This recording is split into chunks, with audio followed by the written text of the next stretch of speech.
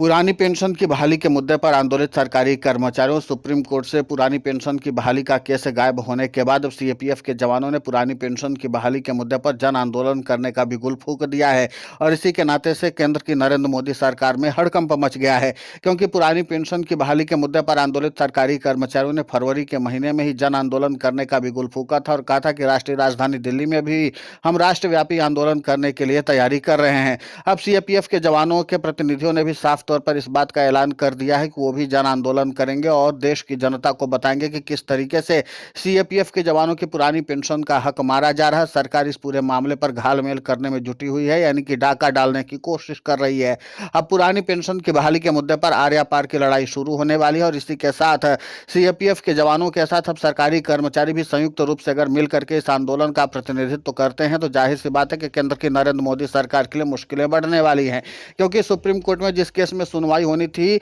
19 जनवरी 2026 को, वो केस ही गायब कर दिया गया और उसके बाद आगामी तारीखों में भी इस केस का कोई भी लिस्ट नहीं दिखाई दिया। इसके बाद से सीएपीएफ के जवानों के प्रतिनिधियों का गुस्सा सातवें आसमान पर पहुंच गया था और उन्होंने कहा कि इस मामले पर सरकार चाहती कि किसी भी हाल में सीएपीएफ के जवानों को पुरानी पेंशन की बहाली का लाभ न मिले और इसलिए सरकार इस मामले पर घालमेल करने में जुटी हुई है और इस मामले पर वो सारी रणनीति और हथकंडे अपनाना चाहती है जो सीएपीएफ के जवानों को पुरानी पेंशन के लिए अड़चन पैदा कर दे। अब इसी के नाते से पुरानी पेंशन की बहाली के मुद्दे पर माना यह जा रहा है कि राष्ट्रव्यापी आंदोलन करने की तैयारी पर जो सरकारी कर्मचारी जुटे हुए थे, यानी फरवरी और मार्च और अप्रैल इन तीनों महीनों में सरकारी कर्मचारियों की ओर से राष्ट्रव्यापी और राज्यव्यापी आंदोलन करने की कवायद तेज हो गई है। लेकिन इसी के साथ अब केंद्र की नरेंद्र मोदी सरकार की भी चुनौती बढ़ने वाली है और इसी के साथ राज्यों की सरकारों की भी चुनौती बढ़ेगी, क्योंकि केंद्रीय कर्मचारियों से लेकर के राज्य स्तर के सरकारी कर्मचारी पुरानी पेंशन की बहाली के मुद्दे पर लड़ाई लड़ते हुए और संघर्ष करते हुए नजर आएंगे। जाहिर सी बात है कि केंद्र की नरेंद्र मोदी सरकार के लिए चुनौती यह होगी कि हालिया वक्त में एनपीएस और यूपीएस में किए गए संशोधन के बाद भी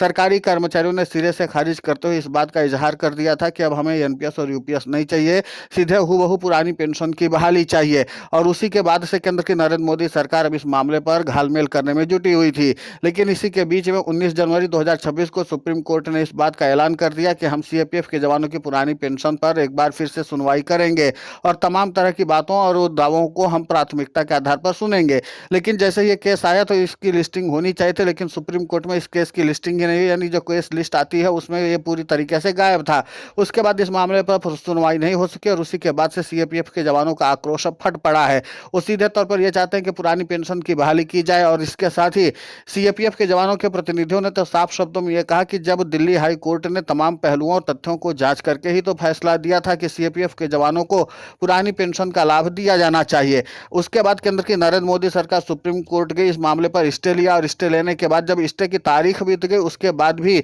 सरकार की तरफ से कोई प्रतिनिधि सुप्रीम कोर्ट में पेश नहीं हुआ था। कई बार तो ऐसा हुआ था कि जब स्टे का समय बीता उसके बावजूद भी कोई प्रतिनिधि पेश नहीं हुआ तो ये केस डिले होता चला गया और इसी के नाते से अब 2026 में भी ये केस सुनवाई के लिए जब आया 19 जनवरी को तो इस मामले पर सरकार की तरफ से घालमेल कर दिया गया। अब इसी के नाते से देखा यह जा रहा है कि पुरानी पेंशन की बहाली के मुद्दे को लेकर के जिस तरीके से लड़ाई और संघर्ष की स्थिति बनती हुई नजर आ रही है, अब प्रधानमंत्री नरेंद्र मोदी को इस पूरे मामले पर फैसला करना होगा। वहीं पुरानी पेंशन की बहाली के मुद्दे पर आंदोलित सरकारी कर्मचारियों ने फरवरी में ही इस बात का ऐलान इसलिए कर दिया था क्योंकि 1 फरवरी 2026 को ही इस देश का बजट पेश होना है, यानी कि केंद्रीय बजट पेश होगा। इस बार सरकारी कर्मचारी 40% अतिरिक्त बजट की मांग करने में अड़े हुए हैं कि कम से कम सीएपीएफ के जवानों के अलावा जो बात की जाती है वो अन्य सरकारी कर्मचारियों की मांगों को ध्यान में रखते हुए कम से कम 40% अतिरिक्त बजट रखा जाए, जिसके नाते से उनकी बुनियादी जरूरतों को पूरा किया जा सके। और इसी के साथ जो 8वें वेतन आयोग की बात है उसकी बात अलग से की जाएगी, लेकिन पहले बुनियादी जरूरतों को तो पूरा करने के लिए कम से कम काम किया जाना चाहिए। इन तमाम पहलुओं को लेकर के सरकार और सरकारी कर्मचारियों के बीच रार पहले से ठनी हुई थी। अब इसके बाद सीएपीएफ के जवानों का भी मुद्दा गरमाने लगा है। माना यही जा रहा है कि सीएपीएफ के जवान भी अगर सड़क पर संघर्ष करते नजर आएंगे तो उनको जनता का भरपूर समर्थन मिलने वाला है, क्योंकि जाहिर सी बात है कि सीएपीएफ के जवानों को लेकर के जनता में सहानुभूति वाला असर हमेशा से काम करता रहा है और जब वो सड़क पर संघर्ष करेंगे तो इस मामले को तूल पकड़ने में ज्यादा वक्त नहीं लगेगा। उधर सीएपीएफ के जवानों को लेकर के पुरानी पेंशन की बहाली के मुद्दे पर आंदोलित सरकारी कर्मचारियों के प्रतिनिधियों ने भी साफ तौर पर ऐलान कर दिया कि हमें अगर सहयोग की जरूरत पड़ेगी और हम सहयोग करने के लिए हमें पुकारा जाएगा तो हम सीएपीएफ के जवानों के लिए पुरानी पेंशन की बहाली के मुद्दे के संघर्ष के लिए तैयार बैठे हुए हैं। जहां पर भी सीएपीएफ के जवानों के प्रतिनिधि हमको बुलाएंगे कि आंदोलन में भागीदारी निभानी है, हम कंधे से कंधा मिला करके आंदोलन में भागीदारी निभाएंगे और पूरा सहयोग करेंगे। पुरानी पेंशन की बहाली के मुद्दे पर आंदोलित सरकारी कर्मचारियों के प्रतिनिधियों ने तो यहां तक कह दिया था कि अगर